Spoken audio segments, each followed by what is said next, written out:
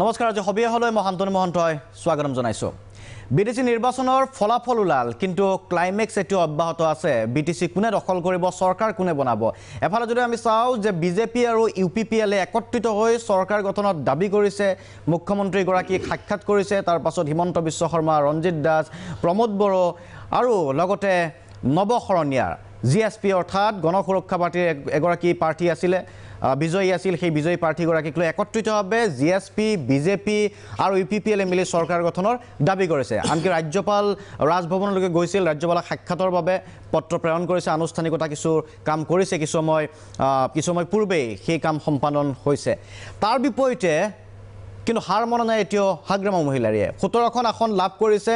চৰকাৰ গঠন কৰিবলৈ মেজিক নাম্বাৰ এতিয়াও নাই, 3খনমান আসন এতিয়াও বাকী আছে। কিন্তু তৎসত্ত্বেও ৰাতিপুৱা সংবাদ মাধ্যমৰ আগত মন্তব্য আগবঢ়াই দাবী কৰিছে যে নাই, যিকোনো উপায়ে হাগ্ৰামা মহিলাৰীয়ে চৰকাৰ গঠন কৰিব বা BPFে চৰকাৰ গঠন কৰিব। এই পৰ্যন্ত আচলতে গুণা কথা চলি আছে।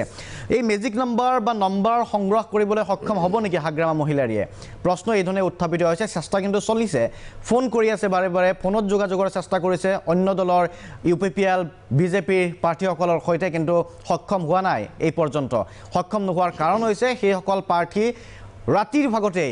ৰাতিৰ ভাগতে একেলগে আহি গুৱাহাটীত উপস্থিত হৈছিল। হোটেল লিলিত এতিয়া আটাইবোৰে বাহৰ পাতি আছে। এনে প্ৰেক্ষাপটত হাগ্ৰামা মহিলাৰী এই মুহূৰ্তলৈকে সফল হোৱা নাই আৰু সফল হোৱাৰ সম্ভাৱনাও যথেষ্ট ক্ষীণ। কিন্তু তৎসত্ত্বেও কিনো চলি আছে হোটেল লিলিত এই মুহূৰ্তত, আমি সেই খবৰ আপোনালোকক জনাম। হোটেল লিলিৰ সন্মুখৰ পৰা আমাৰ সতীৰ্থ সাংবাদিক বিতুপন বৰা আছে, আমাৰ লগত উপস্থিত আছে UPPLৰ উপসভাপতি মইনুল হক, স্বাগতম জনাইছোঁ আপোনাক। BJPৰ মুখপাত্ৰ ৰামকৃষ্ণ ঘোষ ডাঙৰীয়া আছে, স্বাগতম জনাইছোঁ। ৰামকৃষ্ণ ঘোষ ডাঙৰীয়া BTCত গৈছিলে ইলেকশ্যনৰ সময়ত, গতিকে তেখেতেও ক'ব পাৰিব। কোকৰাঝাৰৰ পৰা ৰবিৰাম বৰগোহাঁই আমাৰ সতীৰ্থ সাংবাদিক উপস্থিত আছে। ৰবিৰামে পৰিৱেশ দেখুৱাব কোকৰাঝাৰত এতিয়া কি চলি আছে, কোকৰাঝাৰত UPPLৰ কি ধৰণৰ উল্লাস আৰু সমান্তৰালভাৱে হাগ্ৰামা মহিলাৰীৰ BPFেনো কি চিন্তা চৰ্চা কৰি আছে এই মুহূৰ্তত। আমি কথা পাতিবলৈ চেষ্টা কৰিম, কিন্তু প্ৰথমতেই মই যাব বিচাৰিছোঁ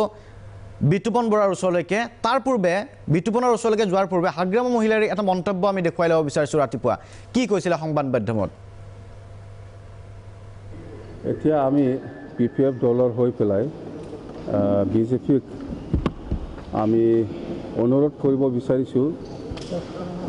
যিহেতু আমাৰ BPF আৰু BJP দলৰ যিটো মিত্ৰতা এতিয়ালৈকে মিত্ৰতাটো ভাঙা নাই, নিশ্চয় আমাৰ এই মিত্ৰতাটো থাকিব। BJP আৰু BPFৰ লগত যিটো মিত্ৰতা আজিলৈকে ভাঙা নাই আৰু এই মিত্ৰতাটো থাকিব বুলি মই আশাবাদী। আৰু গোটেই অসমবাসী ৰাইজে জানে 2016 চনত BPF হিচাপে BJPৰ লগত মিত্ৰতা কৰি পেলাই চৰকাৰ আনিছে। তো এই চৰকাৰটো আজিলৈকেও চলি আছে আৰু থাকিব। সেইকাৰণে মই BPF দলৰ সভাপতি হৈ আমি BJP দলক আহ্বান জনাইছোঁ, ৰিকুৱেষ্ট কৰিছোঁ, অনুৰোধ কৰিছোঁ যে নিশ্চয় BJPয়ে আমাৰ BPF দলক সহায় কৰিব এই BTCত চৰকাৰ গঠনৰ ক্ষেত্ৰত। কথা সেইটোৱে। মুঠতে আমাৰ কথা চলিছে আৰু BJP আৰু BPFে চৰকাৰ গঠন কৰিব BTCত। আমিওতো আলোচনা কৰিহে প্ৰেছ মিট দিছে, নহ'লে মই ক'ত এনেকুৱা ওলাই আহিব।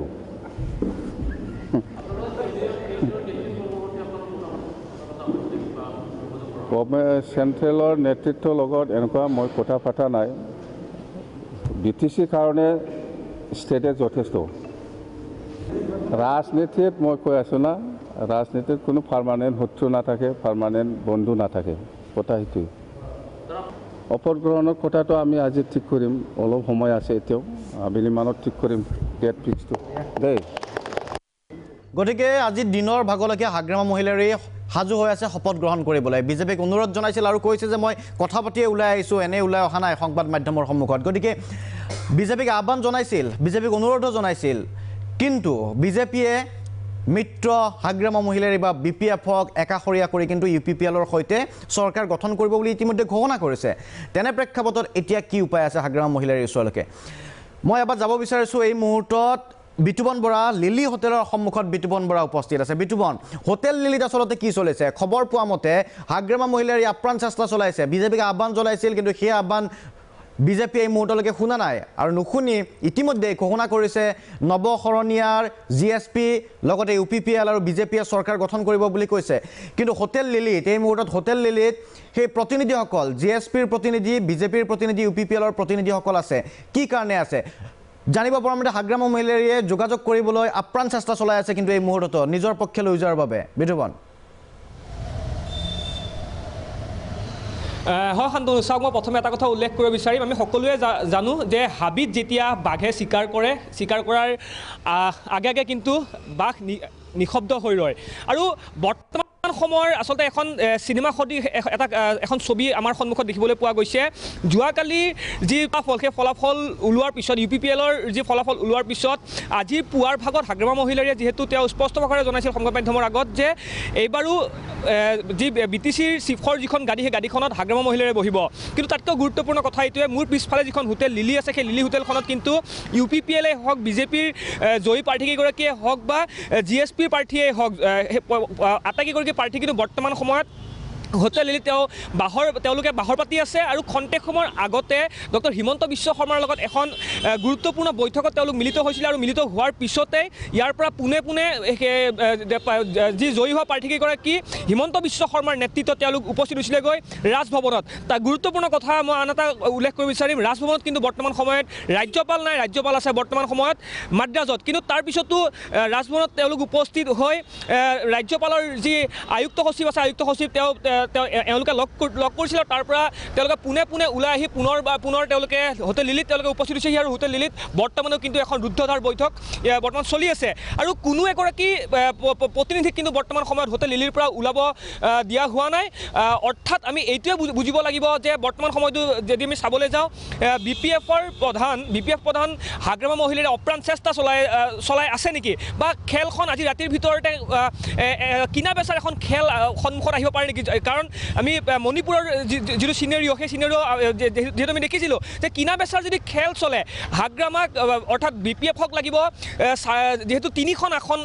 লাগিব, অৰ্থাৎ যিহেতু কংগ্ৰেছ তেওঁলোকৰ লগত মিলি আছে। আৰু বৰ্তমান সময়লৈকে যদি চাবলৈ যাওঁ ভিতৰত কি ধৰণৰ আলোচনা হৈ আছে, এক ৰুদ্ধদ্বাৰ বৈঠক ভিতৰত আলোচনা হৈ আছে। আৰু আমি আমাৰ যি ভিতৰুৱা চ'ৰ্চ আছে, সেই চ'ৰ্চৰ জৰিয়তে আমি কথা বতৰা পাতিছিলোঁ। আৰু সেই কথা বতৰা পতাৰ সময়ত তেওঁলোকে এটা কথা জানিব দিছে যে ভিতৰত খন্তেক সময়ৰ পিছতে আৰু এখন ৰুদ্ধদ্বাৰ বৈঠক অনুষ্ঠিত হ'ব। আৰু আমাৰ হাতত তথ্য আহি পৰা মতে সেই যিখন বৈঠক, সেই বৈঠকখন অনুষ্ঠিত হোৱাৰ পিছত পুনৰবাৰ ৰাজভৱনলৈ তেওঁলোকে ৰাওনা হ'ব। শান্তনু, পুনৰবাৰ ৰাজভৱনলৈ ৰাওনা হোৱাৰ সম্ভাৱনা আছে। ঠিক আছে বিতুপন, লাইনত থাকক আৰু আহিম, অধিক তথ্য সংগ্ৰহ কৰক, আপোনাৰ পৰা জানিবলৈ চেষ্টা কৰিম আচলতে হোটেল লিলিত কি ধৰণৰ আলোচনা চলি আছে। যদি সেয়াই হয় তেনে প্ৰেক্ষাপটত এইসকল প্ৰাৰ্থী কিন্তু শপত গ্ৰহণৰ আগলৈকে হোটেল লিলিৰ পৰা যে ওলাব পাৰিব অকলে, তাত কিন্তু সন্দেহ আছে। গতিকে ৰাজনৈতিক প্ৰেক্ষাপট অতি আকৰ্ষণীয় হৈ পৰিছে।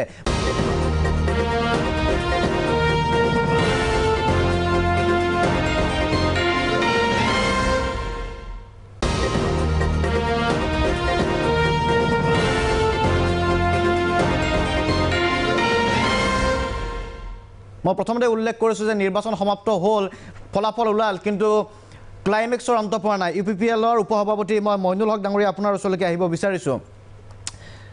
এই ছবি আপুনিও দেখা পাইছে যে হোটেল লিলিত আজি আটাইকে ৰাখিবলগীয়া এটা অৱস্থাৰ সৃষ্টি হৈছে। কাৰণ হাগ্ৰামা মহিলাৰীয়ে এতিয়াও হুংকাৰ দি আছে আজিৰ দিনটোতো যে মই কথা পাতি আছোঁ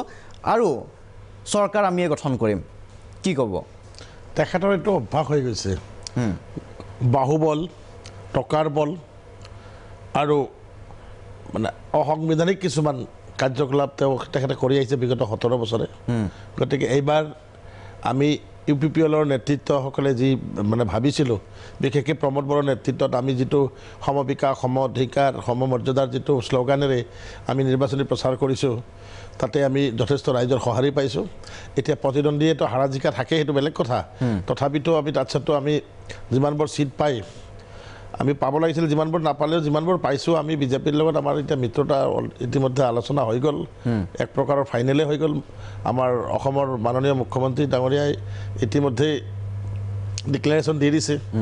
BTRৰ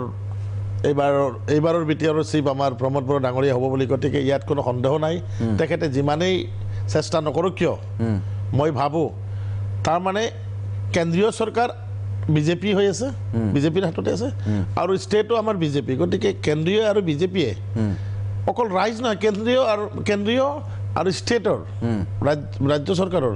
বিজেপিৰ নেতৃত্বও ক্ষুব্ধ হৈ গৈছে তেখেতৰ মানে একনায়কতাবাদৰ ওপৰত। যি দুৰ্নীতি আছেতো আছেই, আৰু ভাষাৰে প্ৰকাশ কৰিব নোৱাৰি, তাৰোপৰি একনায়কতাবাদৰ ওপৰত সকলোৱে অতিষ্ঠ হৈছে, মানে যাক মানে ভাষাৰে প্ৰকাশ কৰিব, যাৰ কাৰণে মই ভাবোঁ আমাৰ ইউ পি পি এলৰ নেতৃত্বৰ যি মানে এটা নতুন এটা প্ৰেৰণা, যিটো নতুন পৰিৱৰ্তনৰ চিন্তা কৰিছে, সেই চিন্তাধাৰাক আমাৰ ৰাজ্যিক বিজেপিয়েও আমাক সহায় কৰিব আৰু ইতিমধ্যে কৰি আছে, কৰাৰ পথত। কিন্তু আপোনালোকৰ যে এই যিটো সন্দেহৰ এটা বাতাবৰণৰ সৃষ্টি হৈছে, হোটেল এখনত গৈ আটাইকে ৰাখিবলগীয়া হৈছে, গতিকে আপোনালোকৰ প্ৰাৰ্থীয়ে কোনোবাই কিবা কাৰণেৰে ঘূৰি যোৱাৰ সম্ভাৱনা আছে নেকি? নাই নাই নাই, তেনেকুৱা একো নাই। আৰু এটা মানে ৰাজনৈতিক প্ৰেক্ষাপটতো সেয়া হয়েই, অলপ আনন্দটো বা খুব কষ্ট কৰে। আৰু এইবাৰৰ মানে নিৰ্বাচনী প্ৰচাৰ যিহেতু প্ৰায় 10-11 মাহ হৈছে, ঐতিহাসিক এটা নিৰ্বাচনী প্ৰচাৰ হৈছে, যাৰ কাৰণে সকলোৱে অলপ বিশ্ৰামৰ কাৰণেও, কাৰণ মানে ভোটাৰবিলাকে ৰাইজে আহি পেলাই মানে মানে আনন্দতে হওক বা যিকোনো প্ৰকাৰৰ শুভেচ্ছা জনাব আহি আছেতো, যাৰ কাৰণে অলপ সকাহ পোৱাৰ কাৰণে ওলাই আহিছে। তাৰোপৰিও যিহেতু এটা ষ্ট্ৰেটেজি ইয়াতে বনাব, এটা ষ্ট্ৰেটেজি ওলাই আহিছে, মানে কালি ভোট গণনা সেইফালে সমাপ্ত কৰবাত হৈছে, কৰবাত হওঁ অৱস্থাতে গুৱাহাটীলৈকে লৈ অহা হৈছে এটা ষ্ট্ৰেটেজিৰ কাৰণে। আচলতে চৰকাৰ কোনে বনাব, কি ধৰণে বনাব, ৰাজ্যিক বিজেপিৰ পৰা এটা ভাল সঁহাৰি পোৱা গৈছে আৰু সেইবাবে আহিছে। হয়। গতিকে ৰাতিৰ ভিতৰতে আচলতে সেইসকল প্ৰাৰ্থী, কাৰণ সেই আশংকাটো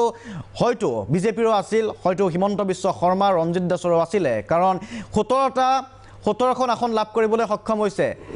হাগ্ৰামা মহিলাৰীয়ে। অন্য প্ৰাৰ্থীসকল যদি তাত থাকে, সম্ভৱতঃ কিনা বেচা কৰি কিবাকে মেজিক নাম্বাৰ যদি গোটাই দিয়ে, আকৌ চৰকাৰ কিন্তু BPFৰে হ'লহেঁতেন। সমান্তৰালভাৱে এই প্ৰশ্নটো আছিল যে বিজেপিয়ে BPFক সমৰ্থন কৰিব নেকি নিৰ্বাচনৰ সময়ছোৱাত, যি ধৰণৰ কাৰো লগতে UPPL বা BPFৰ লগত আনুষ্ঠানিক মিত্ৰতা নাছিল, কিন্তু কিবা কাৰণে ভিতৰে মিত্ৰতা হৈছিল নেকি, তাক লৈও প্ৰশ্ন উত্থাপিত কৰিছিল বহুতে। ৰামকৃষ্ণ ঘোষ ডাঙৰীয়া, আপোনাৰ ওচৰলৈকে আহিব বিচাৰিছোঁ।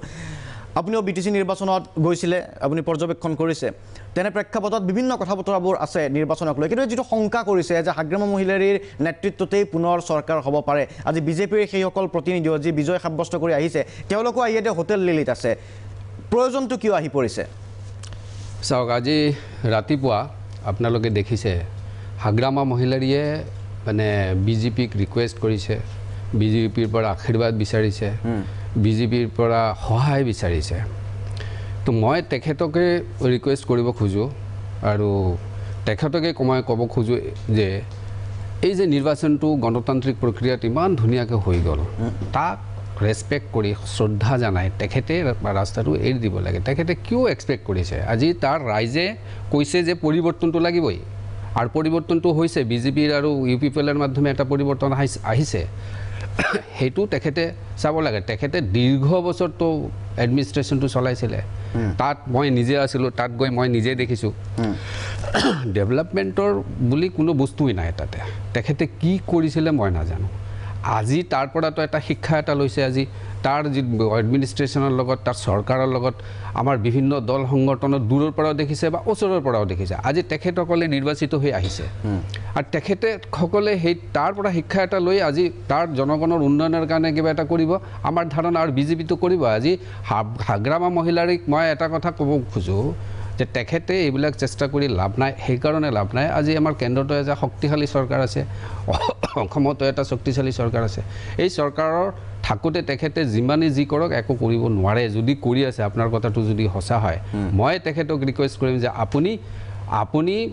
ঠিক ৰাস্তাটো আপোনাক দেখুৱাই দিছে, এই বড়ো ৰাইজে দেখুৱাই দিছে আপোনাক, বড়ো জনগোষ্ঠী আপোনাক দেখুৱাই দিছে, আপুনি অলপ শান্ত হৈ বহক আৰু শিকক অলপ। গতিকে চেষ্টা কৰিব নালাগে, চেষ্টা কৰিব নালাগে। ঠিক আছে, মই আহিম ঘোষ ডাঙৰীয়াৰ ওচৰলৈকে। চেষ্টা কিন্তু অব্যাহত থাকিব, কাৰণ তেখেতে নিজেই কৈছে যে নাই, আপোনালোকে ৰৈ দিয়ক, ইয়াতে দেখা পাব যে চৰকাৰ আমিয়ে গঠন কৰিম, শপত কি ধৰণে ল'ম, আমিয়ে শপত গ্ৰহণ কৰিম। মই এবাৰ কোকৰাঝাৰলৈকে যাব বিচাৰিছোঁ। ৰবিৰাম বৰগোহাঁই আছে। ৰবি, আপোনাৰ ওচৰলৈকে আহিছোঁ। আপুনি ইতিমধ্যে কোকৰাঝাৰত উপস্থিত আছে, আপুনি পৰ্যবেক্ষণ কৰি আছে। আজি দিনৰ ভাগতো হাগ্ৰামা মহিলাৰীয়ে মন্তব্য কৰিছিল, আপুনিও আছিলে সংবাদমেলত, BPFৰ নেতৃত্বৰ সৈতেও যোগাযোগ কৰিছিল। এতিয়াও তেওঁলোক কি আশাবাদী নেকি, চৰকাৰ গঠন কৰিব পাৰিব বুলি ভাবে নেকি তেওঁলোকে? ৰবি। হয় শান্তনু, যিহেতু BPFৰ সভাপতি হাগ্ৰামা মহিলাৰীয়ে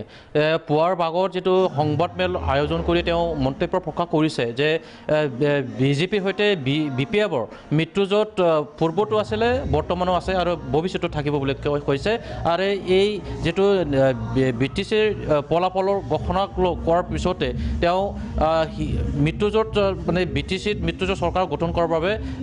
অসমৰ স্বাস্থ্যমন্ত্ৰী ডক্টৰ হিমন্ত বিশ্ব শৰ্মাৰ সৈতেও মানে যোগাযোগ কৰা হৈছে বুলি তেওঁ মন্তব্য প্ৰকাশ কৰিছে আৰু পিছত যিটো এটা তেওঁলোকৰ হাগ্ৰামা মহিলাৰীৰ যে সতীৰ্থ এগৰাকী সতীৰ্থৰ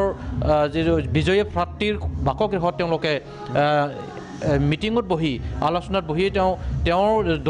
দলৰ সকলো বিজয়ী প্ৰাৰ্থীসকলক লগত লৈ আলোচনাত বহিছিলে আলোচনাত বহাৰ পিছত যিটো এই সময়ত যিটো অসমৰ মুখ্যমন্ত্ৰী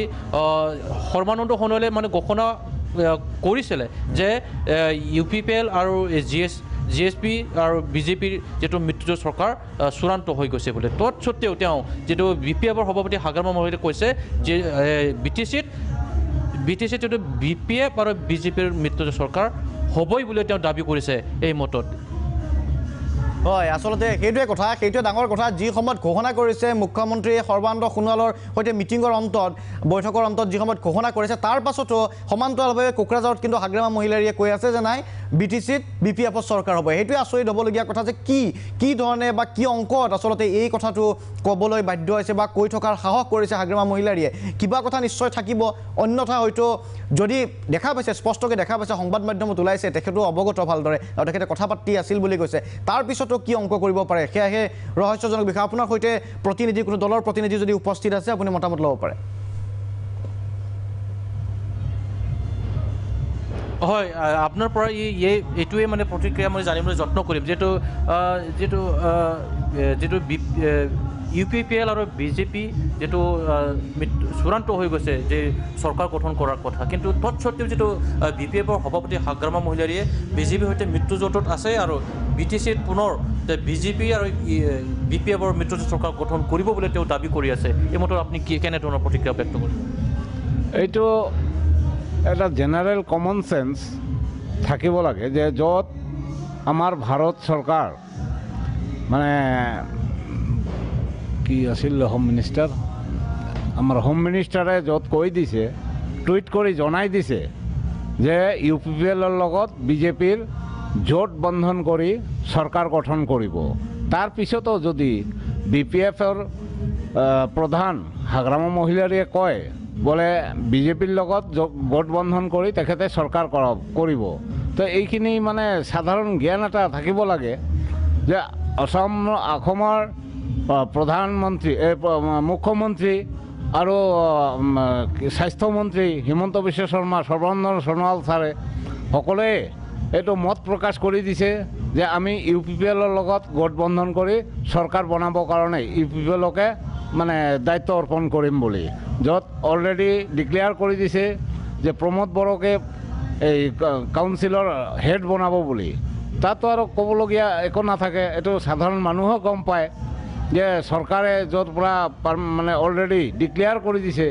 যে ঠিক আছে ধন্যবাদ জ্ঞাপন কৰিছোঁ ৰবিৰাম পুনৰ আহিম আপোনাৰ ওচৰলৈকে আহিম আপোনাৰ পৰা BPFে আৰু কি ধৰণে চিন্তা কৰিব পাৰে সেই কথা মই পৰৱৰ্তী সময়ত আপোনাৰ পৰা জানিম গতিকে কথাটো এইটোৱে যে ইতিমধ্যে ঘোষণা কৰি দিছে কিন্তু তাৰ পাছতো হাগ্ৰামা মহিলাৰীয়ে চেষ্টা অব্যাহত ৰাখিছে অন্য দলৰ প্ৰাৰ্থীক যোগাযোগৰো চেষ্টা অব্যাহত ৰাখিছে লক্ষণীয় হ'ব সমৰ্থ হয় নে নহয় কিন্তু শেষ পৰ্যন্তলৈকে গাদী এৰি নিদিয়াটো প্ৰায় এটা খাটাং কৰি লৈছে হাগ্ৰামা মহিলাৰীয়ে যি পৰ্যন্ত শপত গ্ৰহণ হৈ নাযায় এটা চমু বাণিজ্যিক বিৰতি তাৰপিছত পুনৰ লৈ যাম আপোনালোকক হোটেল লিলিত কি চলি আছে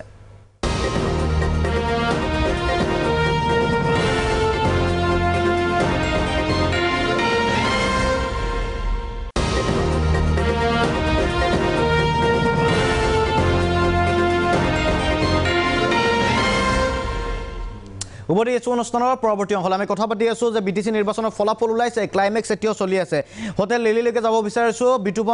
বিতুপন উপস্থিত আছে আচ্ছা বিতুপন বৰাৰ ওচৰলৈকে আহিম তাৰ পূৰ্বে আমি দেখুৱাই ল'ব বিচাৰিছোঁ যে আজি মুখ্যমন্ত্ৰী সৰ্বানন্দ সোণোৱালে কি মন্তব্য কৰিছিল কাৰণ দিনটোৰ মন্তব্যকেইটা অতি গুৰুত্বপূৰ্ণ আমি হাগ্ৰামা মহিলাৰ মন্তব্য দেখুৱাইছোঁ মুখ্যমন্ত্ৰী সোণোৱালেনো কি কৈছিল চাই লওঁ আহক আমাৰ তিনিটা দলৰে আলাপ আলোচনাৰ অন্তত আমি থিৰাং কৰিছোঁ যে এইবাৰ BTC যিখন চৰকাৰ গঠন হ'ব এই চৰকাৰৰ নেতৃত্ব প্ৰদান কৰিব আমাৰ UPPLৰ সভাপতি প্ৰমোদ বড়ো ডাঙৰীয়া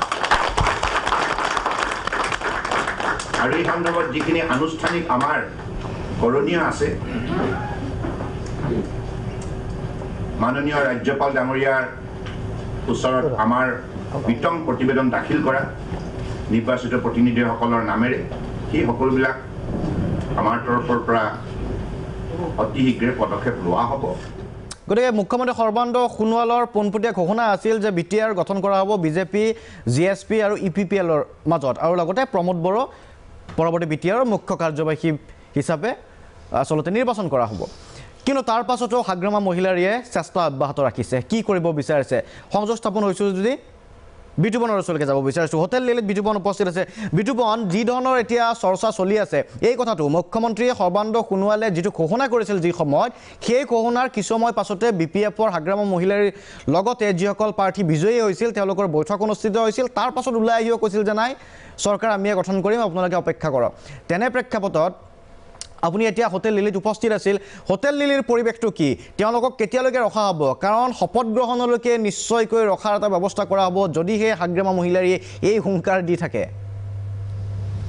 কিছুসময় পূৰ্বে আপুনি প্ৰমোদ বড়োকো সাক্ষ্য গ্ৰহণ কৰিছে লগ পাইছিলে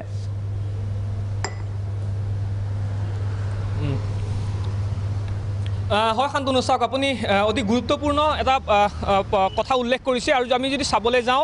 যেহেতু আজি পুৱাৰ ভাগৰ এখন চিনেৰি যদি চাবলৈ যাওঁ সেই চিনেৰিটো হৈছে যেহেতু হাগ্ৰামা মহিলাৰীয়ে তেওঁ যি ধৰণে কৈছিলে যে আমাৰ চৰকাৰ হ'বই আৰু পুনৰবাৰ BTCৰ গাদীত BPFৰ প্ৰধান হিচাপে হাগ্ৰামা মহিলাৰী থাকিব কিন্তু তাৰ পিছৰ পৰ্যায়ত যদি চাবলৈ যাওঁ আনুষ্ঠানিকভাৱে ঘোষণা কৰা হ'ল BJP UPPL অন্যান্য যিসমূহ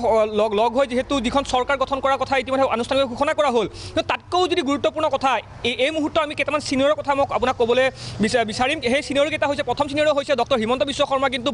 পুৱাৰ ভাগৰ পৰা বৰ্তমান সময়লৈকে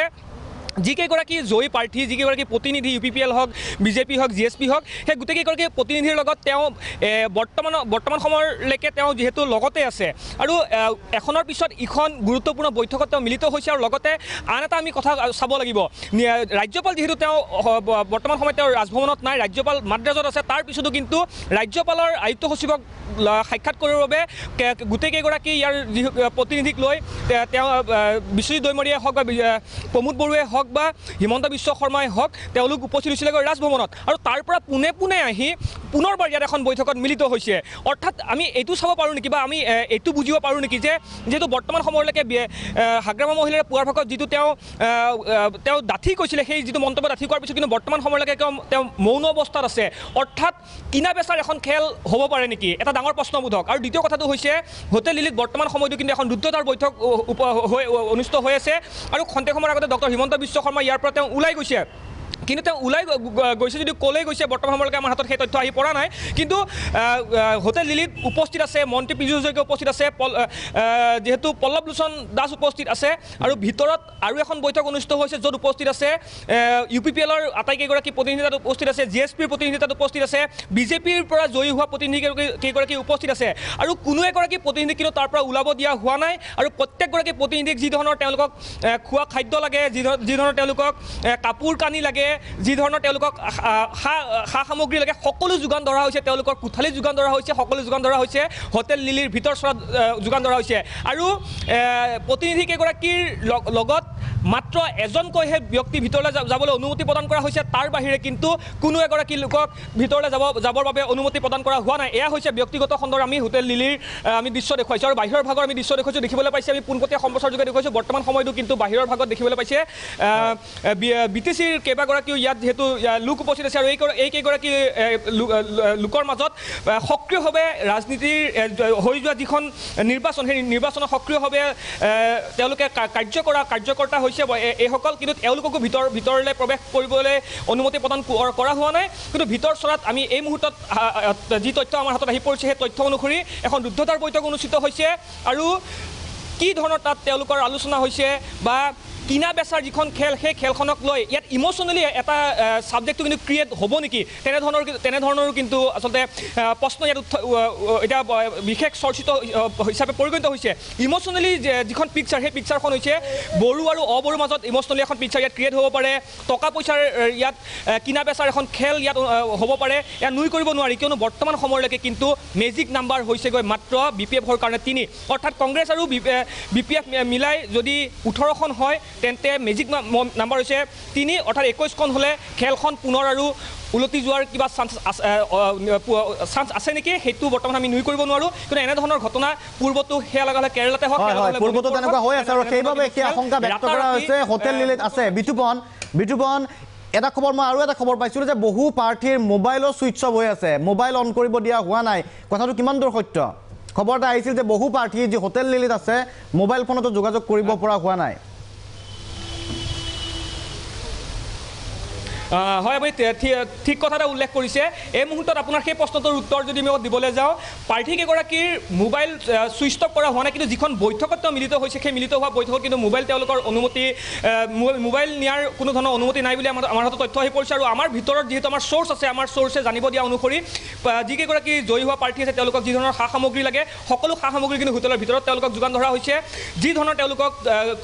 কিছু বস্তুৰ যদি তেওঁলোকক প্ৰয়োজন হয় সকলো বস্তু কিন্তু ভিতৰৰ ভাগত তেওঁলোকক যোগান ধৰা হৈছে কিন্তু কোনো এগৰাকী প্ৰাৰ্থীক বাহিৰলৈ আহিবৰ বাবে অনুমতি দিয়া হোৱা নাই আৰু হিমন্ত বিশ্ব শৰ্মা যিহেতু ইয়াৰ পৰা ওলাই গৈছে তেওঁ ক'ত গৈছে কি আলোচনাৰ বাবে তেওঁ ওলাই গৈছে আৰু আমাৰ হাতত যিহেতু ইতিমধ্যে মই উল্লেখ কৰিছোঁৱেই আমাৰ হাতত যি তথ্য আহি পৰিছে এই যিখন শেহতীয়াকৈ অনুষ্ঠিত হোৱা যিখন বৈঠক সেই বৈঠকখন শেষ হোৱাৰ পিছত পুনৰ ৰাজভৱনলৈ যোৱাৰ এটা কথা আছে আৰু আমি 5 বজাৰ পৰা এতিয়া সময় হৈছে প্ৰায় 8:30 বাজিছে এই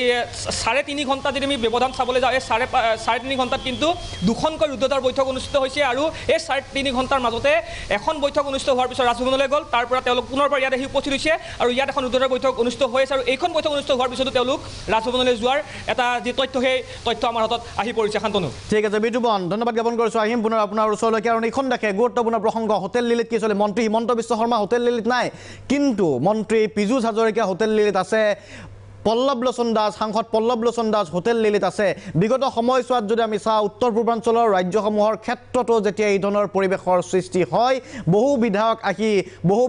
এই ধৰণে গুৱাহাটীৰ হোটেলত বাহৰ পাতে সেই সময়তো অন্য দলত থকাৰ সময়তো সেই সময়তো কিন্তু সংগ হৈ আছিল পীযুষ হাজৰিকা আমি এটা মন্তব্য পাইছোঁ বিতুপনৰ পৰা আপোনাৰ গভৰ্ণৰ তাত যোৱা হ'ল গভৰ্ণৰ তাত গৈ ফালে তেওঁক গভৰ্ণমেণ্ট গঠন কৰাৰ কাৰণে ক্লেইম কৰিলে তাৰপিছত একৰ্ডিংলি যাহাতে এৰেঞ্জমেণ্টটো কৰি তাৰ কাৰণে ৰিকুৱেষ্ট কৰা হৈ গ'ল এতিয়া গভৰ্ণৰ তৰফৰ পৰা মানে হয়তো আজি বাই ইভিনিং এটা কিবাটো আহিব আৰু অহাকালিলৈকে চব ঠিক ঠাক হৈ যাব যদি ঠিক ঠাক হৈ যায়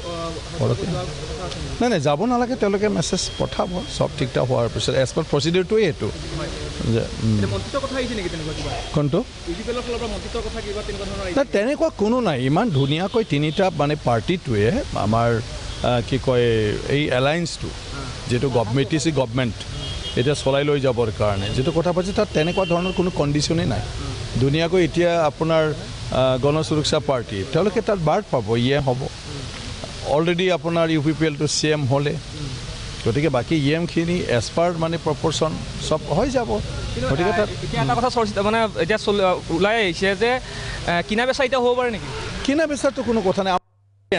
তাততো কিনা বেচা কৰিবলৈ কি দৰকাৰটো আছে খবৰ ওলাই আছে যে BPF-এ আপোনালোকৰ যিকেইজন জিকিছে তেওঁলোকৰ লগত এটা কণ্টেক্ট কৰি আছে বুলি এটা খবৰ এটা ওলাইছে গতিকে এইটো সঁচা নেকি যিহেতু নাই ৰাখি থোৱা নাই প্ৰচিডিউৰটো সেইটোকে চবৰ সমৰ্থন লাগে গভৰ্ণৰৰ তাত গতিকে সেইটোৰ কাৰণে চবেই আহিছে চাইন দিব লাগিব সেইটো হ'ল ফৰ্মেলিটিজ গভৰ্ণৰ যিহেতু নাই ৰাতি আজি আপোনালোকে ইয়াৰ পৰা লৈ যোৱা হ'ল কোনটো চাইন কৰা হ'ল হয় নাই চাইন কৰি নিদিলে গভৰ্ণৰে কেনেকৈ বিশ্বাস কৰিব যে তোমাৰ লগত কিবা আছে কাৰণ এবছলিউট মেজৰিটি কাৰো নাই হেং এটা মানে কাউন্সিল হৈ আছে গতিকে হেং কাউন্সিলত আপোনাৰ যিমান মানুহে ছাপৰ্ট কৰিব চৰকাৰ গঠন কৰাৰ ক্ষেত্ৰত মানে ইলেক্টেড মেম্বাৰ্ছ তাতো চাইন দিব লাগিব প্ৰেজেঞ্চ হ'ব লাগিব লিখিব লাগিব আপুনি মুখেদি ক'লে নহ'ব নহয় মানে কিনা বেচাৰ আশংকা থকাৰ কাৰণে চাইন কৰিব লগা হ'ল নেকি তেনেকুৱা কিবা তেনেকুৱা নহয় আপোনালোকে চাওক প্ৰচিডিউৰটো কি আমাৰ ডেমক্ৰেচিত চৰকাৰ এটা গঠন কৰিবলৈ হ'লে ইলেক্ট্ৰনিক মানে কি কয় আপোনাৰ ইলেকশ্যনাৰী প্ৰচেছ গতিকে ইলেকশ্যনাৰী প্ৰচেছৰ পিছত আজি যিটো ৰাইজে ভোট দি জিকাই দিলে বিভিন্ন পাৰ্টিয়ে যিখিনি ভোট পালে কোনেও তোমাৰ চৰকাৰ গঠন কৰিবৰ কাৰণে 51% নাপালে তো 51% যেতিয়া নাপালে তেতিয়া দুই এটা পাৰ্টি কাৰোবাৰ সমৰ্থন কৰিলেহে কোনোবা নহয় কোনোবা চৰকাৰ গঠন কৰিব পাৰিব তো যেতিয়া তেনেকুৱা ধৰণৰ হেং পাৰ্লিমেণ্ট হৈ গ'ল তেতিয়া আপোনাৰ দুই তিনিটা পাৰ্টি মিলি পেলাই আজি চৰকাৰ কৰিব খুজিছে গতিকে সেই চৰকাৰ কৰাৰ খোজত আমাৰ BPF আৰু UPPL যদিও চৰকাৰ হয় তথাপিও আমাৰ লগত ছাপৰ্ট কৰিবৰ কাৰণে গণ সুৰক্ষা পাৰ্টি আহি গ'ল ইভেন কংগ্ৰেছো এতিয়া মানে আহিছে কংগ্ৰেছ ক'ত আহিছে কোনটো কংগ্ৰেছ ক'ত আহি আছে ক'ত আহিছেতো ক'ত আপোনালোকে ৰাস্তাত যদি চাই থাকে পাব ক'ৰবাত মানে তেওঁলোকে আহি আছে যদি আহি পালে হয় আজিতো চহী হ'লেই হয় ছাপ'জ তেনেকুৱা ধৰণৰ আমাক ছাপৰ্ট কৰিবলৈ আহিছে গতিকে ছাপৰ্টখিনিক সেইটো আমাৰ নিয়ম যে গভৰ্ণৰক আপুনি দেখুৱাব লাগিব যে আপোনাৰ লগত MCLA-খিনি আছে এইটো হ'ল ফৰ্মেলিটিজ এই ফৰ্মেলিটিজখিনি আজি গোটেই আমাৰ এলায়েন্সৰ কথা বাৰ্তা এইবিলাক চব ঠিক ঠাক হৈ ফালে যিহেতু একমতত উপনীত হ'ল তাৰ পৰা এতিয়া UPPL-ৰ নেতৃত্বত এতিয়া চৰকাৰখন হ'ব আৰু ইয়াত গোটেই পাৰ্টিয়ে ছাপৰ্ট কৰাটো আমাৰ পাৰ্টিবিলাকৰ পৰা দিয়া হৈ গ'ল আৰু গোটেই MCLA-বিলাকে তেওঁলোকৰ লিডাৰ হিচাপে প্ৰমোদ বৰক আপোনাৰ মানে কি কয় চবে মানে সেলেক্ট কৰিলে মানে চিফৰ কাৰণে গতিকে সেইটো আজি সাবমিশন হৈ গ'ল সাবমিশন হোৱাৰ পিছত আকৌ মানে গভৰ্ণৰে কি ডিসিশন লয় কোনটো চাওক ৰাতিও আহিব পাৰে কালিও আহিব এইটো ইমান ডাঙৰ কথা নাই আৰু মানে সেইখিনিতো গতিকে ছাৰ ৰাজনীতিটো চবেই লাগি থাকিব হাগ্ৰামাক যদি কোনোবাই ভাল পায় যদি হেং এছেম্বলি আমাৰতো কোনো সলনি হোৱাৰ প্ৰেক্ষাপট নাই কোনোবাই যদি হাগ্ৰামাৰ মনটো মই কেনেকৈ জানিম যে আজিৰ দিনটো যদি মই হাগ্ৰামা হ'লে মইতো বহি হয় বিশ্বজিৎ দৈমাৰীৰ মন্তব্য আছিলে বিশ্বজিৎ দৈমাৰী পোনপটীয়াকৈ কৈছে কাৰণ এটা কথা নিশ্চিত হাগ্ৰামা মহিলাৰ যি ধৰণে দাবী কৰি আছে তাৰ বিপৰীতে বিশ্বজিৎ দৈমাৰীয়েও সেই কথাটোৱে কৈছে আৰু আশংকা এটা যে নাছিল সেই কথাটো আচলতে নুই কৰিব নোৱাৰো আৰু সেইবাবে ষ্ট্ৰেটেজিকেলি খুব কৌশলগতভাৱে কালি ৰাতিয়েই যেতিয়া ভোট গণনা চলি আছে তেতিয়াই আচলতে সেইসকল বিজয়ী প্ৰাৰ্থীক লৈ অহা হৈছিল গুৱাহাটীলৈকে ঠিক আছে পুনৰ এটা জিকিছে সেইটোৰ কাৰণে অকল 20টা লাগে কিন্তু আমাৰ 22টা গতিকে 22টা মানে 21টাই হৈ গৈ আকৌ আমাৰ এটা বেছি আছেহে গতিকে নিশ্চিতভাৱে চৰকাৰ হ'বই আমাৰ প্ৰমোদ বড়ো ডাঙৰীয়া নেতৃত্বত তেনেকুৱা একো নাই চিফটো UPPL পালে ইয়াৰ পিছত বাকী বিলাক মানে BJPও পাব UPPLও পাব আৰু গণ সুৰক্ষা পাৰ্টিও পাব এজ পাৰ মানে প্ৰপৰ্চন যাৰ যিমান সংখ্যা সেইমতে ঠিক কৰি দিব গতিকে সেইটো একো প্ৰব্লেম নাই ঠিক আছে ধন্যবাদ জ্ঞাপন কৰিছোঁ সেয়া আছিলে বিশ্বজিৎ দৈমাৰী পোনপটীয়া সম্প্ৰচাৰত প্ৰাগ নিউজ এটা সময় বাণিজ্যিক বিৰতি পুনৰ উভতি আহিম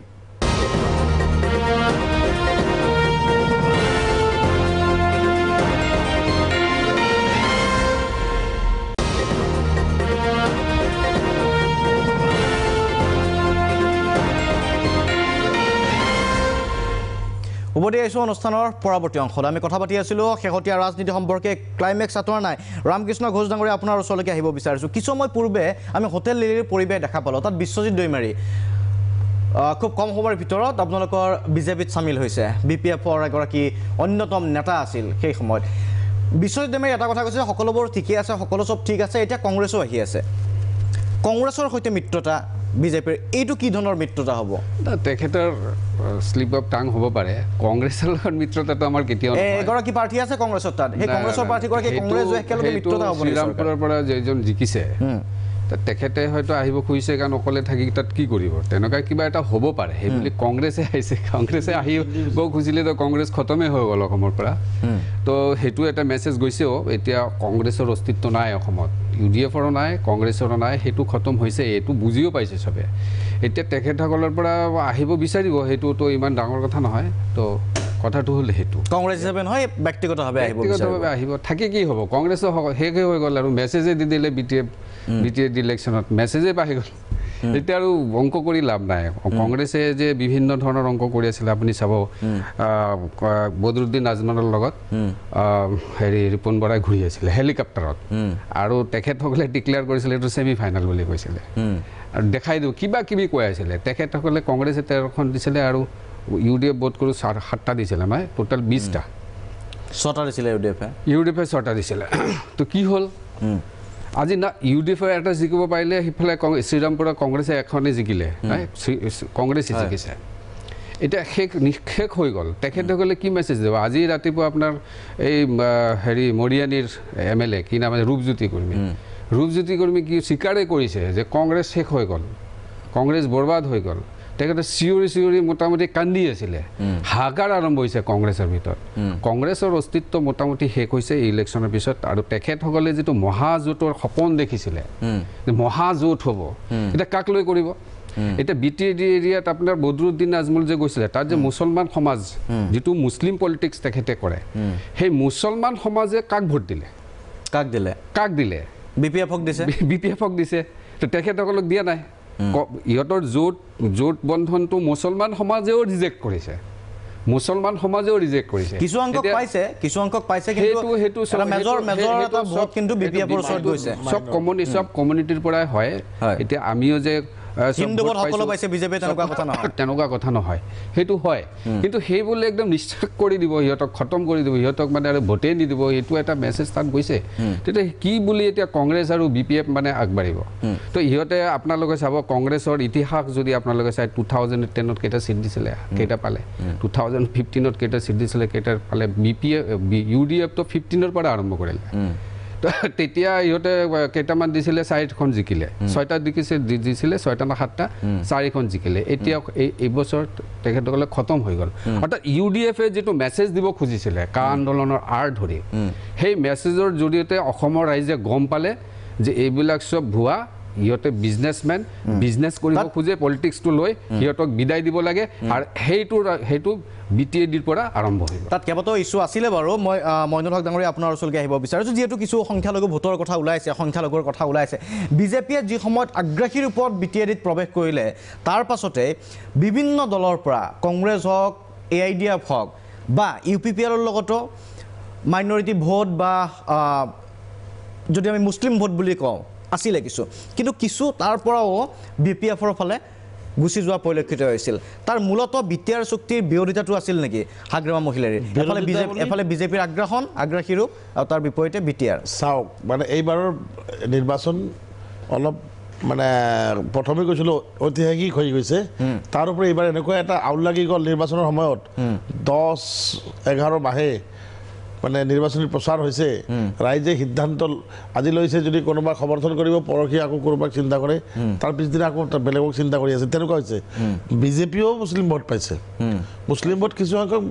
BJP-ও পাইছে নহ'লে BJP ইমানকেইটা চিট নাপালেহেঁতেন সমষ্টি ভিত্তিত পাইছে ফকিৰাগ্ৰাম সমষ্টিতে BJP-য়ে পাইছে যি নহওক ডেমক্ৰেসি ভোট দিব পাৰে কোনোবাই কোনোবাক ভোট দিলে বাধা নাই তাতে আৰু আমি UPPL-তো আমাৰ মাইণ্ডটো লিবাৰেল হয় নহয় ইউনাইটেড পিপলছ পাৰ্টি লিবাৰেল আমি আহ্বান জনাইছিলোঁ সম অধিকাৰ সম বিকাশৰ কাৰণে সম মৰ্যাদাৰ কাৰণে সকলোৱে যাতে BPF বিৰোধী আমি এটা অভিযান চলাইছিলোঁ আৰু পৰিৱৰ্তনৰ কাৰণে সকলোকে আমি আহ্বান জনাইছোঁ যাৰ ফলত আজি মানে UPPL-এ অলপ যিমান পাব লাগিছিলে যিমান এক্সপেক্ট কৰিছিল সিমান পোৱা নাই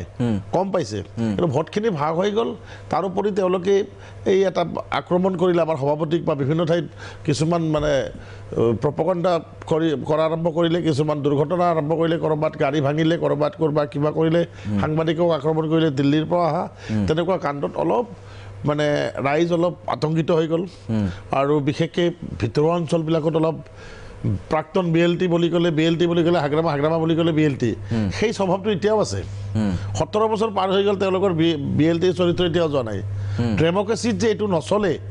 সকলো ৰাইজক যে সম অধিকাৰ সম বিকাশৰ কাৰণে ওলাই অহাৰ আহ্বান তেওঁলোকে সেইটো কৰা নাছিলে যাৰ কাৰণে কিছুমান ঠাইত ঘটনাবিলাক হোৱাৰ পিছত অলপ আতংকিত হৈ গ'ল আৰু তেওঁলোকেতো টকা ৰাজনীতি কৰে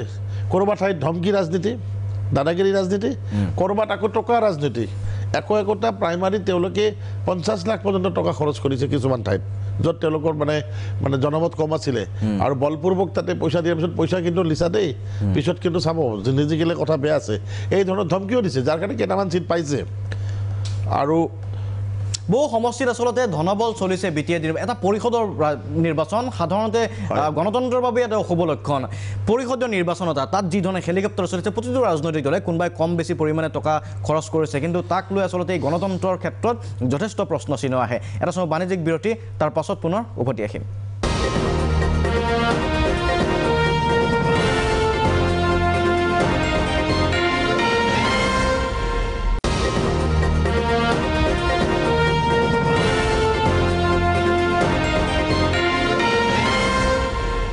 উভতি আহিছোঁ অনুষ্ঠানৰ পৰৱৰ্তী অংশলৈ আৰু অনুষ্ঠানৰ মাজতে দুটাকৈ ব্ৰেকিং নিউজ মই দি ল'ব বিচাৰিছোঁ এই মুহূৰ্তত মোৰ ওচৰত আহিছে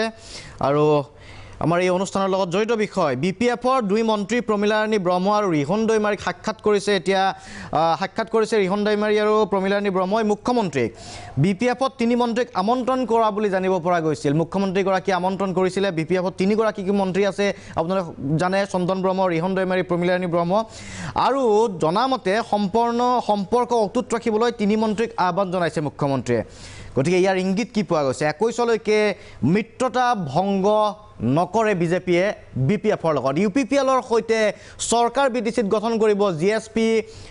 ইউপিপিএল আৰু বিজেপিয়ে কিন্তু বিপিএফৰ সৈতে দিছপুৰত মিত্ৰতা অক্ষুণ্ণ ৰাখিব অৰ্থাৎ 21ত বিপিএফ মিত্ৰ হয় নে ইউপিপিএল মিত্ৰ হয় আজিৰ তাৰিখতে কোৱাটো টান অংক হয়তো সমীকৰণ পৃথক হ'ব তাৰ বিপৰীতে হাগ্ৰামা মহিলাৰ যি চেষ্টা চলাই আছিল হোটেল লিলিত এতিয়াও নিষিদ্ধ নিৰাপত্তা ব্যৱস্থা আছে মূল যি গেট এই মূল গেটত ঘনিষ্ঠ লোককে প্ৰৱেশৰ সুবিধা দিয়া হৈছে এই ব্ৰেকিং নিউজখিনি দিলোঁ সময় আৰু নাই মই দুয়োগৰাকী আমাৰ অতিথিকে ধন্যবাদ জ্ঞাপন কৰিছোঁ লগতে অভিনন্দন জ্ঞাপন কৰিছোঁ যি ধৰণে কোৱা হৈছে যদিহে সেই ধৰণে হয় আমি আশা কৰিম বিজেপি ইউপিপিএল আৰু জিএছপি যি চৰকাৰ যদি গঠন হয় তাৰ বাবে আগতীয়াকৈ আপোনালোকক অভিনন্দন জ্ঞাপন কৰিলোঁ আৰু চৰকাৰ যিয়ে নহওক গণতান্ত্ৰিক প্ৰক্ৰিয়াৰে যি চৰকাৰ গঠন হ'ব আমি আশা ৰাখিম যে ৰাইজৰ আশা আকাংক্ষা বাস্তৱত ৰূপায়িত কৰক এই চৰকাৰে আৰু ইয়াৰ লগে লগে আজি সবিহৰ পৰা শান্তনু মহন্ত বিদায় লৈছোঁ ধন্যবাদ